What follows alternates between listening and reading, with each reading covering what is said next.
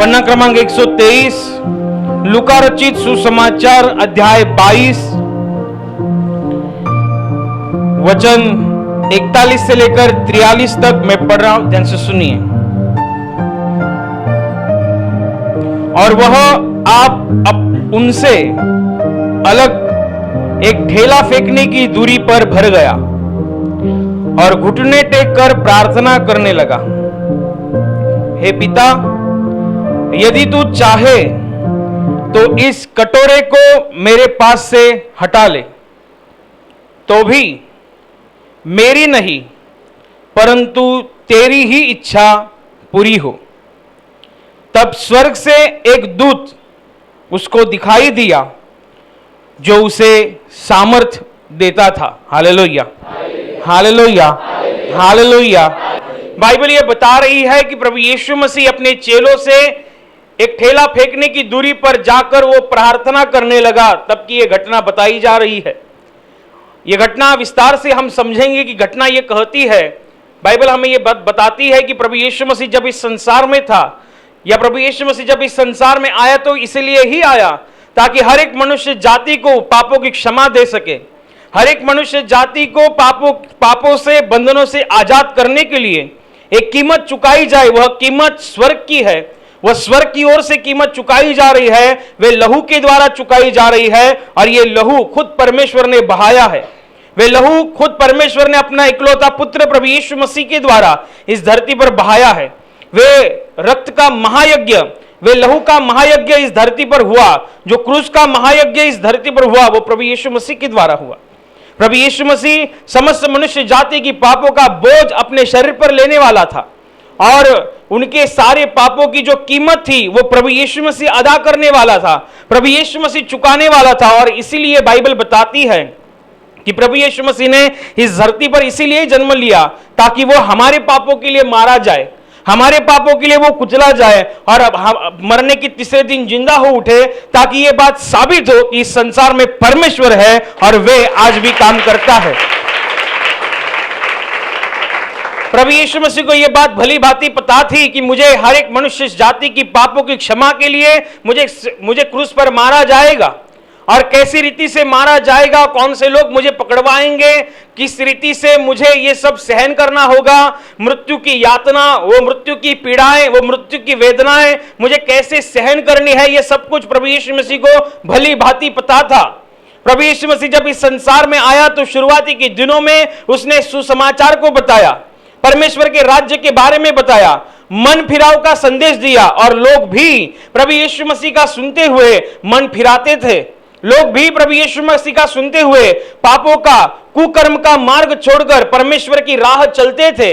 वरन बाइबल ये बताती है कि वे अनंत काल के जीवन के लिए प्रभु यीशु मसीह के द्वारा पात्र होते थे, और प्रभु यीशु मसीह के द्वारा बहुत से चिन्ह चमत्कार होते थे ताकि ये बात भली भांति साबित हो, ताकि लोग, ताकि समाज, ताकि दुनिया यह समझ पाए कि यीशु मसीह कोई साधारण इंसान या कोई क्रांतिकारी या कोई मानवीय गुरु नहीं, वो तो परमेश्वर की ओर से आया हुआ एक प्रकाश है, एक ज्योति है। यीशु मसीह ने बल्कि खुद से कहा कि मैं जो कहता हूं उस पर नहीं, वरन मैं जो करता हूं उस पर तो विश्वास करो कि मैं परमेश्वर की ओर से आया हूं, क्योंकि मेरे द्वारा जो चिन्ह चमत्कार होते हैं, मेरे द्वारा जो अद्भुत कार्य होते हैं, वे किसी मानव के बस की बात नहीं है, वे किसी मनुष्य के बस की बात नहीं है।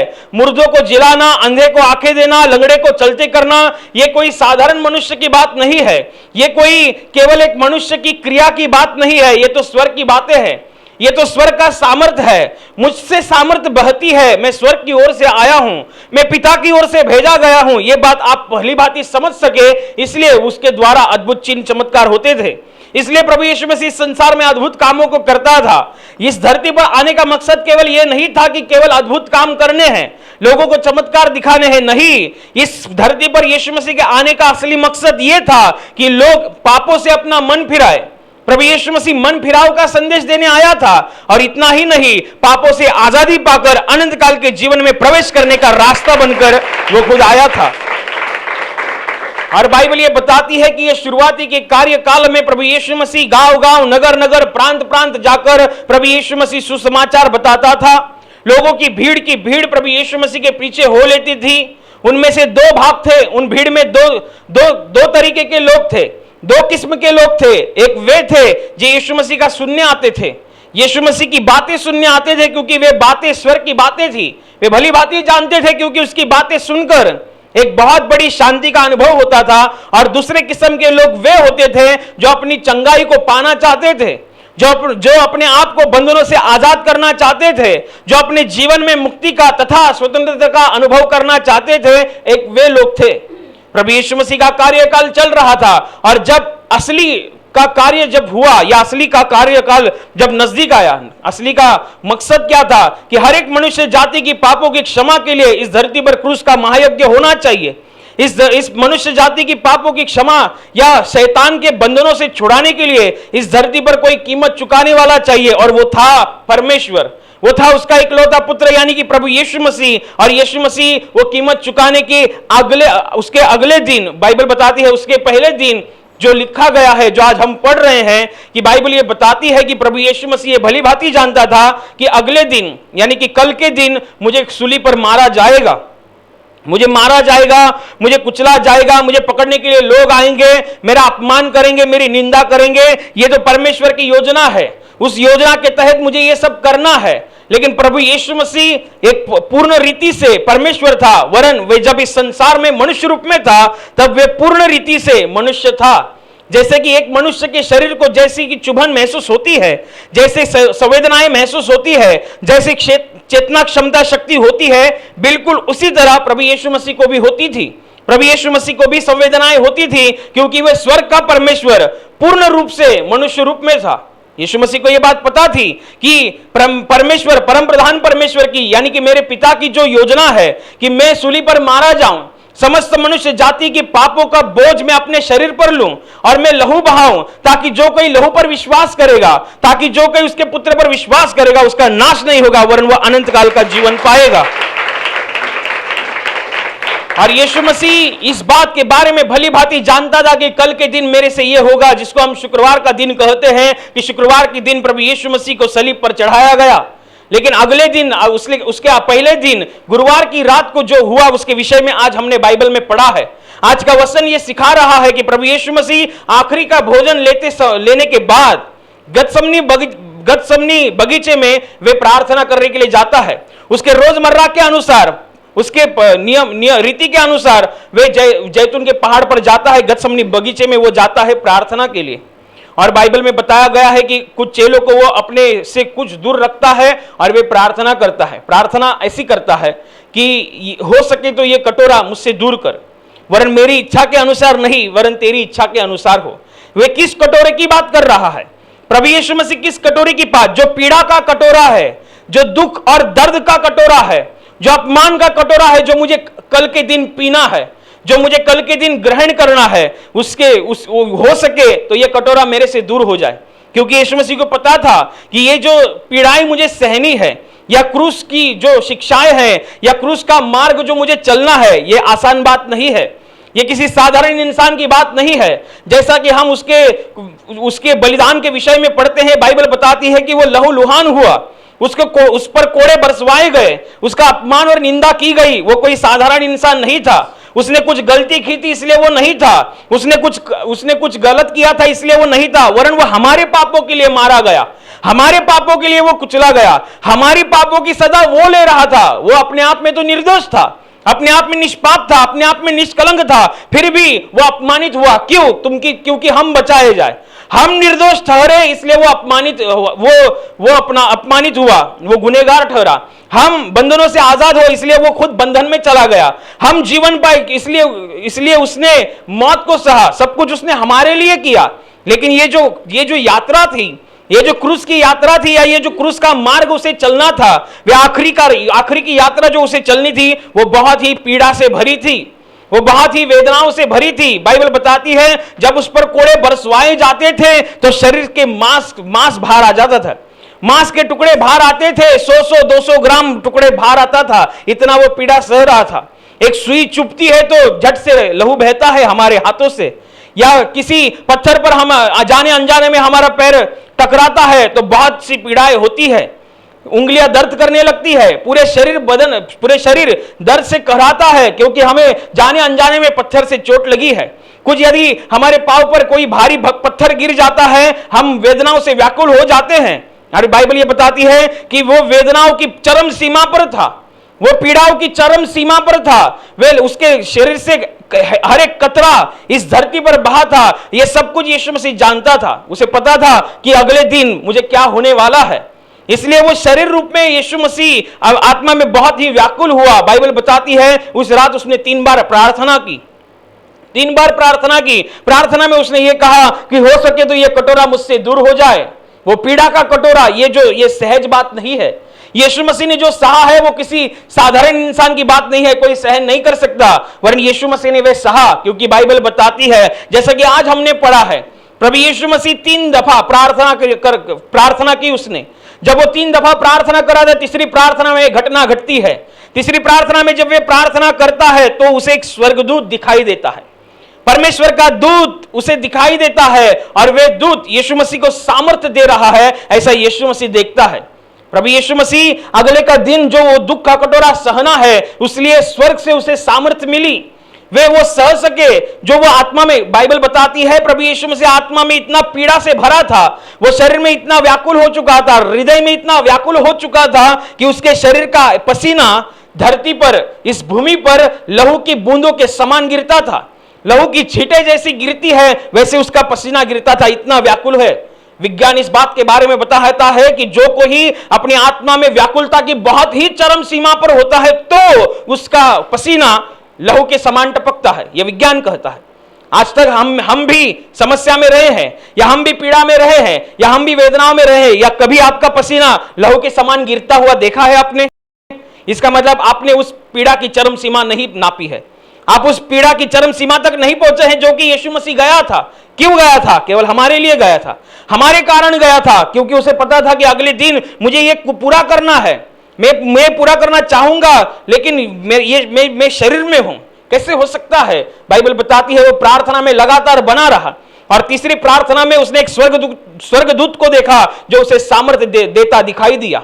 और बाइबल बताती है अगले के दिन जब उसको मारा गया तो यीशु मसीह ने हर एक चीज को, कोई चीज उसने स्किप नहीं की, किसी चीज को उसने छोड़ा नहीं, हर एक चीज को वह सहन करता गया। अपमान हुआ, अपमान सहन किया, निंदा की गई, निंदा सहन की, उसको उसके गाल पर मारा गया, चाटे मारे गए, उसने सहन किया, उसके पवित्र मस्तक पर विषारी कांटों का मुकुट रखा गया, वो भी उसने सहन किया। लोगों ने थूका तक, लोगों ने उसके कपड़े फाड़े, सब कुछ उसने सहन किया। क्यों? केवल तुम्हारे लिए, केवल मेरे लिए। क्यों? ताकि आज 2000 वर्ष बीतने के बाद जो आज इस हम संसार में जी रहे हैं, हम घुटने टेके और हाथ जोड़कर कहे कि मेरे पापों की क्षमा कर, तो क्रूस से सामर्थ्य बहती है। तो आज भी उस क्रूस से सामर्थ्य बहती है, आज भी वो पापों की क्षमा देने की ताकत रखती है। उसका लहू का एक बूंद हमें पापों की क्षमा देकर अनंत काल के जीवन के लिए पात्र करता है। लेकिन आज हम इसके विषय में और ज्यादा गहराई से समझेंगे। यह विषय यह है कि प्रभु यीशु मसीह ने प्रार्थना करना नहीं छोड़ा, जबकि वो अपने आत्मा में इतना व्याकुल है। लोगों को टेंशन आता है तो प्रार्थना करना छोड़ देते हैं, समस्या आती है प्रार्थना करना छोड़ देते हैं, कुछ जीवन में उतार चढ़ाव आते हैं, प्रार्थना का जीवन उनका हिल डोल जाता है। प्रार्थना आत्मिकता के या जीवन में कुछ उतार चढ़ाव होते हैं, या कोई अकस्मात कोई बातें होती हैं, लोग अपनी आत्मा में हिल जाते हैं। लेकिन यीशु मसीह नहीं हिला। बाइबल बताती है वे अपने रीति के अनुसार वो गतसमनी बगीचे में प्रार्थना के लिए गया, वो उसकी रीत थी, वे उसका रोजमर्रा का काम था, वो प्रार्थना करता था। उसने 3 बार प्रार्थना की। लोग आधी अधूरी प्रार्थना को छोड़ देते हैं। 1 घंटे की प्रार्थना है, लेकिन आज मेरे जीवन में समस्या आई है, 1 घंटे की प्रार्थना आधे घंटे में हो जाती है।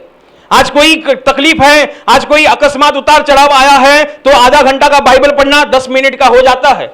लेकिन यीशु मसीह का ऐसा नहीं था, वरन वो 3 बार प्रार्थना के लिए गया। ये बाइबल बताती है, हमें उससे सीखना है कि हमें उससे सीखना है। यीशु मसीह व्याकुल था। यीशु मसीह ने कहा, हो सके तो ये कटोरा मुझसे दूर कर दे, वरन मेरी इच्छा के अनुसार नहीं, तेरी ही इच्छा पूरी हो। परमेश्वर प्रभु यीशु मसीह ने पिता की इच्छा को प्रथम स्थान दिया। मेरी इच्छा के अनुसार नहीं, वरन तेरी ही इच्छा के अनुसार हो। और बाइबल बताती है उसकी प्रार्थना का ये परिणाम निकला कि स्वर्गदूत आया। उसे सामर्थ्य दे रहा था, और उस सामर्थ्य के कारण यीशु मसीह को आने वाला दुख सहने की एक हिम्मत मिली, एक उत्तेजना, एक प्रोत्साहन मिला। उसी रीति से हम जब आत्मिकता के जीवन में जीते हैं या हम विश्वासी के रास्ते पर चलते हैं, हम अनंत काल की उस मुकुट के पास जाने का यात्रा कर रहे हैं, तो हमें भी प्रभु यीशु मसीह के जीवन से सीखना चाहिए कि हमें भी प्रार्थना करनी चाहिए। केवल प्रार्थना ही नहीं, हमें हमारे जीवन को बनाए रखने के लिए, आत्मिकता में बनाए रखने के लिए, परमेश्वर में बनाए रखने के लिए, उसके वचनों में बनाए रखने के लिए हमें बैकअप की जरूरत होती है। आज का विषय है बैकअप। हमें सहारे की जरूरत होती है, सपोर्ट की जरूरत होती है। यीशु मसीह को इस दुख से निजात पाने के लिए उसने स्वर्ग से सामर्थ उतरी, स्वर्गदूत के द्वारा। कब? जब वो प्रार्थना में था, जब वो दुख में, पीड़ा में है, फिर भी प्रार्थना कर रहा है, तो स्वर्ग से सामर्थ उतरी। उसको वो प्रार्थना उसके लिए एक बहुत बड़ा जरिया बना। वो स्वर्गदूत जो सामर्थ्य देता हुआ उसको दिखाई दिया, वो उसके लिए बहुत बड़ा जरिया बना। ऐसा ही जरिया हम अपने जीवन में अनुभव कर सके, इसलिए हमें भी बैकअप की जरूरत होती है। क्या आपने कभी बाइबल में यह पढ़ा है कि जब यीशु मसीह उस याईर की लड़की को उठाने के लिए जा रहा था जो मर चुकी थी, जब यीशु मसीह उस घर में गया, पतरस, याकूब, यूहन्ना उसके साथ उसके घर में थे, और वो याईर की लड़की मरी पड़ी हुई उसके सामने थी। क्या आपने कभी बाइबल में पढ़ा है? क्या आपने कभी बाइबल के द्वारा यह बात को सुना है कि यीशु मसीह ने वहां पे घुटने टेककर आधा घंटा प्रार्थना की, बाद में कहा कि तलीथा कुम, यीशु मसीह ने कहा, हे लड़की मैं तुझसे कहता हूं उठ, तो वो उठ गई। ऐसा लिखा है क्या? क्या आपने इस बात के बारे में पढ़ा? क्या बाइबल में लिखा है कि यीशु मसीह एक रास्ते से जा रहा था, तो दूसरे रास्ते से, उस रास्ते की दूसरी ओर से एक प्रेत यात्रा जा रही थी। वे एक विधवा औरत के इकलौते बेटे की प्रेत यात्रा थी। विधवा औरत अपने आत्मा में बहुत ही व्याकुल थी, बहुत ही रो रही थी, क्योंकि उसका जो कुछ था वो बेटा था, बेटा मर चुका था, और वे बेटा मर चुका है। उसकी प्रेत यात्रा एक ओर से आ रही है, यीशु मसीह और उसके लोग एक ओर से जा रहे हैं। यीशु मसीह देखता है, और बाइबल बताती है यीशु मसीह को तरस आता है, यीशु मसीह का हृदय व्याकुल से भर जाता है, और उस विधवा औरत के पास जाकर कहता है मत रो, और उस प्रेत यात्रा की उस प्रेत को हाथ लगाता है और कहता है लड़के मैं तुझसे कहता हूं उड़ जा, और वो लड़का उड़ जाता है और अपनी मां को वो सौंप देता है। क्या आपने उस घटना में यह बात पढ़ी कि यीशु मसीह ने उस प्रेत यात्रा के सामने आधा घंटा प्रार्थना की, और बाद में यीशु ने कहा कि मैं तुझसे कहता हूं उड़ जा? कभी आपने ऐसा पढ़ा है? यीशु मसीह लाजरस के कब्र के बाहर था, जो 4 दिन मरा पड़ा हुआ इंसान था, और क्या आपने पढ़ा है कि यीशु मसीह ने कब्र के बाहर आधा घंटा प्रार्थना की, बाद में यीशु ने कहा लाजरस बाहर आ, तो लाजरस बाहर आया? ऐसा आपने पढ़ा है क्या? नहीं। यीशु मसीह तो डायरेक्ट काम करता था। यीशु मसीह कहता है लाजरस बाहर आ, 4 दिन मरा पड़ा हुआ इंसान जो का त्यों बाहर आ जाता है। तो यीशु मसीह प्रार्थना नहीं करता तो हम भी नहीं करेंगे। यीशु मसीह प्रार्थना नहीं करता ऐसा नहीं था। बाइबल बताती है यीशु मसीह रात रात भर प्रार्थना करता था। जब हम प्रार्थना में होते हैं तो हमारे जीवन को, हमारी आत्मिकता को एक बहुत बड़ा सपोर्ट होता है। अगर आपको आत्मा में जीना है, अगर आपको अपनी यात्रा सफल करनी है, यदि आप विश्वास के मार्ग पर चल रहे हैं, यदि आपको अपने आप को बनाए रखना है, अपने परिवार को बनाए रखना है, आपको बैकअप की जरूरत होती है। यदि वो बैकअप नहीं होगा तो आप सीधे रीति से खड़े नहीं रह पाएंगे। यदि हमारा जो शरीर है, जैसा कि मैं अभी खड़ा हूं, तो मेरे पीछे ये जो मनका बोलते हैं अभी उसको, रीढ़ की हड्डी, यदि वो निकाल दी जाए तो क्या लगता है आपको इंसान खड़ा होगा क्या? नहीं होगा। ये आत्मिकता के जीवन के लिए आपको रीढ़ की हड्डी चाहिए। आपकी आत्मा को रीढ़ की हड्डी है क्या? यदि वो है तो ये सीधी खड़ी रहेगी। जितना सीधी खड़ी रहेगी उतना स्वर्ग के राज्य तक आपके हाथ पहुंचेंगे, आपकी बातें पहुंचेंगी। आपकी आत्मा की रीढ़ की हड्डी होनी चाहिए। यदि वो नहीं है तो यदि हमारी हड्डी नहीं होगी, रीढ़ की हड्डी नहीं होगी, तो हम चलेंगे तो सीधा ही, लेकिन ऐसा चलेंगे पूरा बैंड होकर, यहां से कमर से नीचे तक हम ऐसा चलेंगे, यानी कि जो जानवर रहते हैं, जो पशु रहते हैं उनकी तरह। लेकिन हमारी आत्मा यदि सीधी होनी चाहिए तो हमें हमारी आत्मा की रीढ़ की हड्डी होनी चाहिए। आपकी रीढ़ की हड्डी क्या है? आत्मा की रीढ़ की हड्डी क्या है? वो है सबसे पहला प्रार्थना। यदि आपको कुछ बैकअप नहीं है, आप कुछ नहीं कर पाएंगे। आप कितना भी बोलेंगे। ये गवाही मैंने कल टीम को बताई थी, मैं आज आपको बताता हूं। टीबी जोशुआ नामक एक परमेश्वर के बहुत बड़े दास होकर गए, वो अभी प्रभु में विलीन है। उनकी बहुत बड़ी कलीसिया है, उनकी बहुत बड़ा कार्यकाल है। उनके कार्यकाल में एक गवाही घटी थी, वो मैं बताता हूं। टीबी जोशुआ प्रार्थना कर रहे थे, या वहां पे कोई परमेश्वर का कार्य शुरू था, तभी वहां पर एक औरत आती है जिसको अशुद्ध आत्मा की पीड़ा थी। और वहां क्या वो अशुद्ध आत्मा की पीड़ा इतनी बहुत ही विद्रुप थी, वो बाइबल वो टीबी जोशुआ के पास उनकी मिनिस्ट्री में बहुत से ऐसी अशुद्ध आत्माएं आती है तो जो उनकी तकलीफ होती है, तो वह वहां पर लाई गई। बहुत से लोगों ने उसको पकड़ा क्योंकि वो बहुत ही वायलेंट हो चुकी थी, क्रोधित हो चुकी थी। तो टीबी जोशुआ कुछ परमेश्वर के बारे में बता रहे थे, उसके राज्य के बारे में बता रहे थे। अचानक से उन्होंने कहा कि आप में सब लोग विश्वासी है क्या? सबने कहा हाँ हम विश्वासी है, क्योंकि मरकुस रचित सुसमाचार अध्याय 16 वचन 17 यह कहता है कि विश्वासी जन के साथ ये चिन्ह घटे होंगे कि वे अशुद्ध आत्माओं को निकालेंगे। वो लिखा है, क्या लिखा है बाइबल में कि विश्वासी जनों के साथ ये चिन्ह होंगे कि वे अशुद्ध आत्माओं को निकालेंगे। क्या आप विश्वासी हैं? लोग कहते हैं हाँ हम विश्वासी है। तो 3-4 जन को बुलाया और कहा कि इस पर प्रार्थना करो। तुम विश्वासी हो तो विश्वासी के लिए परमेश्वर यीशु मसीह ने यह कहा है कि उनके साथ ये चिन्ह होंगे, वे अशुद्ध आत्माओं को निकालेंगे। और वे कुछ विश्वासी जन आते हैं और वे प्रार्थना करते हैं उस अशुद्ध आत्मा से पीड़ित उस स्त्री के ऊपर, यीशु मसीह के नाम से निकल जाए, यीशु मसीह के नाम से ये, यीशु मसीह के नाम से वो, ऐसा हो वैसा हो, ये ना वो कुछ बोलते गए। 1 हो गया, 2 हो गया, 3, शायद मुझे लगता है 3 जन के साथ ये हुआ, लेकिन अशुद्ध आत्मा निकली नहीं। वरन वो इतना क्रोधित हो उठी कि वो उनको मारना चाहती थी। जो लोग ये बोल रहे थे यीशु मसीह के नाम से निकल जा, यीशु मसीह के नाम से ये हो जाए, यीशु मसीह के नाम से वो हो जाए, नहीं निकली। फिर टीबी जोशुआ जी ने यह कहा कि आप में कौन ऐसा है जो पास्टर है? पास्टर यानी कि जो परमेश्वर का काम करते हैं, परमेश्वर के जन, परमेश्वर के दास, जो परमेश्वर के नाम से सुसमाचार बताते हैं, परमेश्वर के नाम से लोगों के लिए प्रार्थना करते हैं, उनको पास्टर कहा जाता है। तो पास्टर को बुलाया कि आप में कोई है जो पास्टर है, आप इसके लिए प्रार्थना करना चाहेंगे? तो 2-3 पास्टर आए, उन्होंने भी प्रार्थना की। यीशु मसीह के नाम से डांटता हूं, यीशु मसीह के नाम से निकल जा, तू हार चुका है, तू ये है, तू वो है, अभी हट जा, क्रूस के नाम से निकालता हूं, नहीं निकली। वरन वो इतनी अग्रेसिव हो उठी कि वो उन्हें भी मारना चाहती थी। तो टीबी जोशुआ जी ने ये कहा कि प्रॉब्लम ये नहीं है यीशु मसीह का नाम, यीशु मसीह का नाम, यीशु मसीह का नाम, कितना बार तुम यीशु मसीह का नाम इस्तेमाल करते हो ये महत्वपूर्ण नहीं है। तो यीशु मसीह के साथ तुम कितना समय बिताते हो ये महत्वपूर्ण है। और बाइबल वो लिखा है कि वो गवाही में बताया गया है कि टीबी जोशुआ ने कहा कि यीशु मसीह के नाम से कहता हूं तुम मुझे हाथ नहीं लगा सकती। तो वो हाथ लगाना चाहती थी लेकिन लगा नहीं पाई, लेकिन उन्होंने कुछ कमांड दिया, अशुद्ध आत्मा निकल गई और वो औरत वहां का वहां चंगी हो गई। आप यीशु मसीह के नाम का कितना जप करते हैं, यीशु मसीह के नाम का कितना इस्तेमाल करते हैं ये महत्वपूर्ण नहीं है। महत्वपूर्ण यह है कि आपका बैकअप कितना है, आपकी रीढ़ की हड्डी कितनी मजबूत है, यह महत्वपूर्ण रखता है। अगर प्रार्थना ही नहीं है, अगर परमेश्वर के साथ समय बिताना ही नहीं है, तो आप परमेश्वर यीशु मसीह का नाम कितना भी इस्तेमाल करो, काम नहीं होगा। आपको यदि कुछ चाहिए, कुछ परमेश्वर के राज्य से कुछ अद्भुत चाहिए, कुछ असाधारण चाहिए, तो आपको भी अपनी आत्मा में असाधारण कार्य करना होगा। आपकी आत्मा की रीढ़ की हड्डी को आपको मजबूत करना होगा। तो सबसे पहला काम यही होता है कि आपको प्रार्थना करनी चाहिए।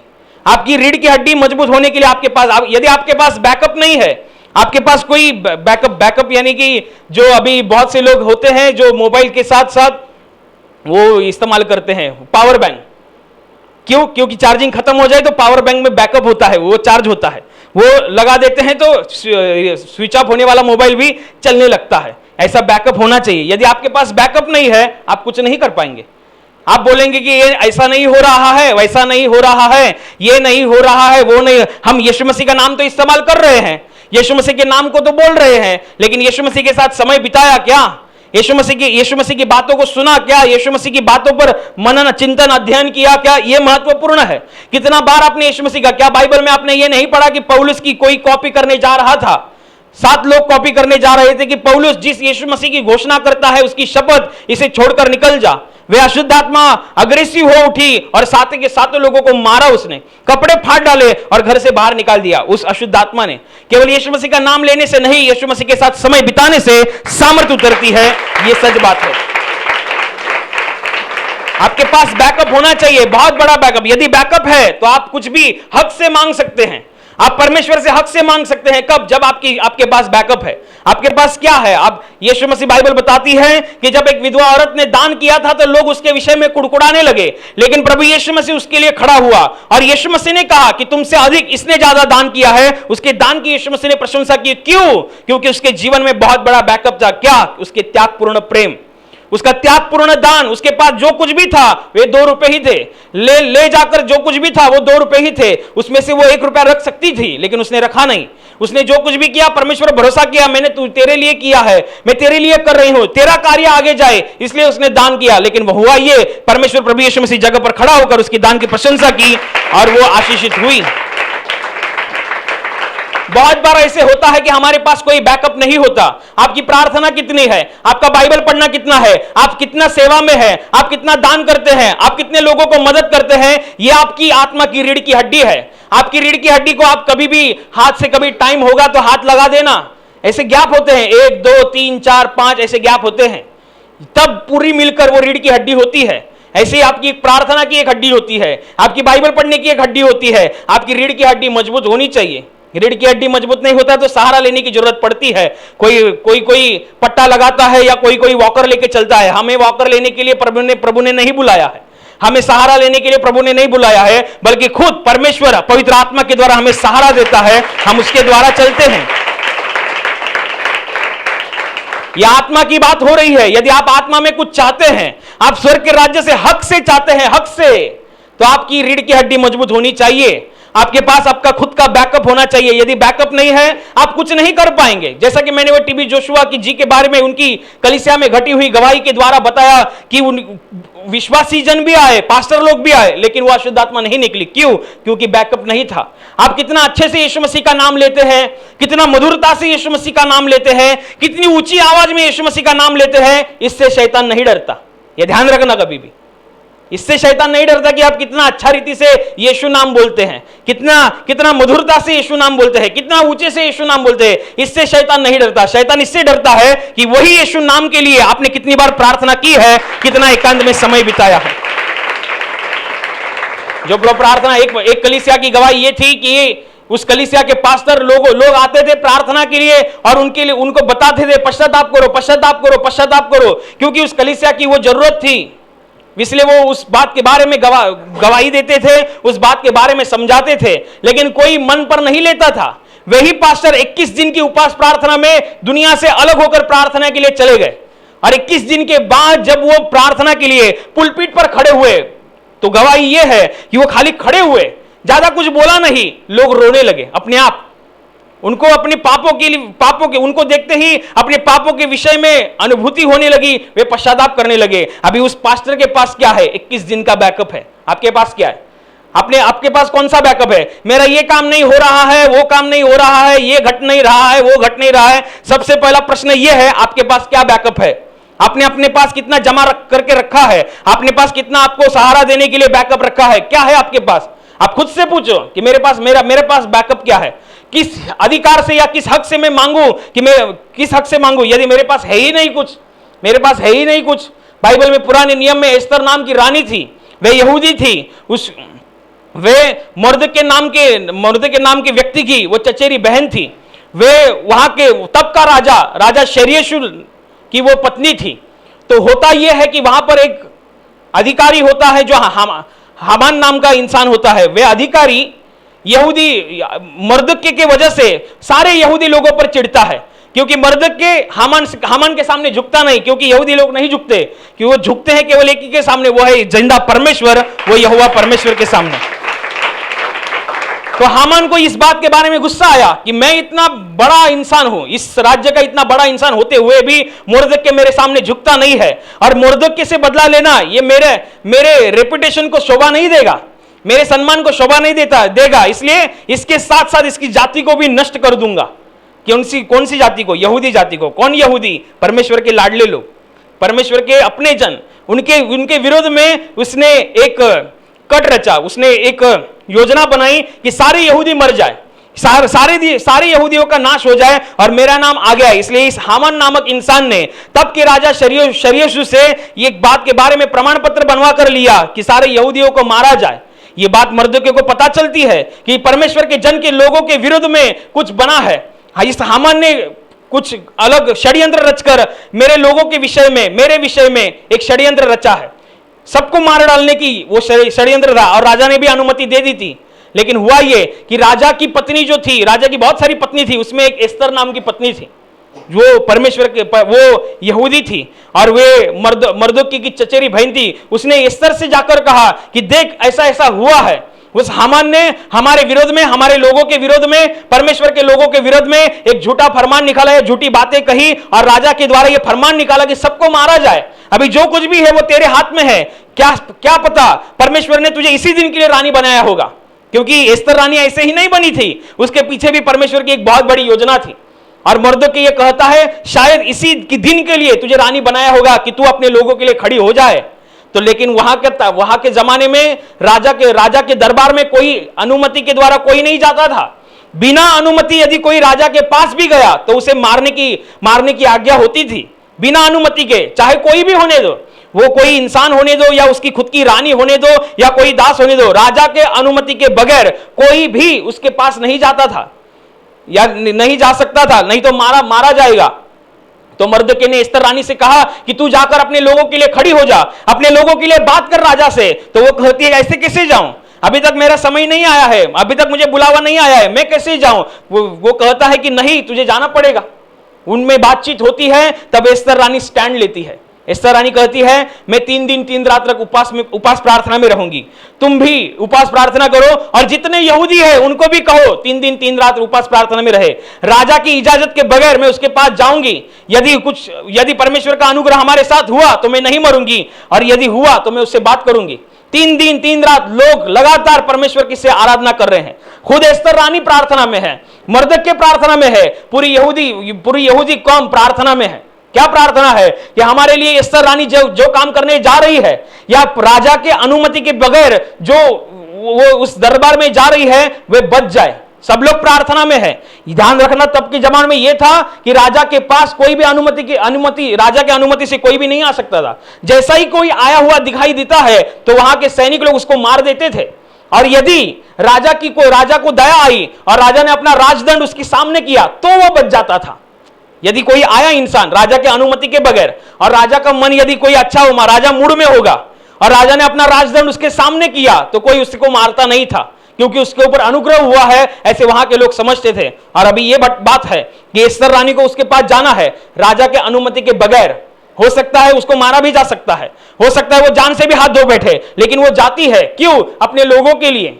और उसके साथ क्या है? उसके साथ केवल यही है 3 दिन और 3 रात की उपास प्रार्थना, उसके मर्दोकी की उपास प्रार्थना, उसकी कौम की उपास प्रार्थना, और जाती है राज दरबार में।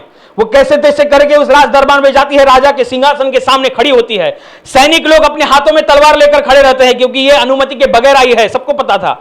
वो अपनी तैयारी में है। और क्या होता है क्या मालूम? स्वर्ग से राजा के ऊपर दया होती है, राजा अपना राजदंड आगे बढ़ाता है, कोई उसको मारता नहीं है।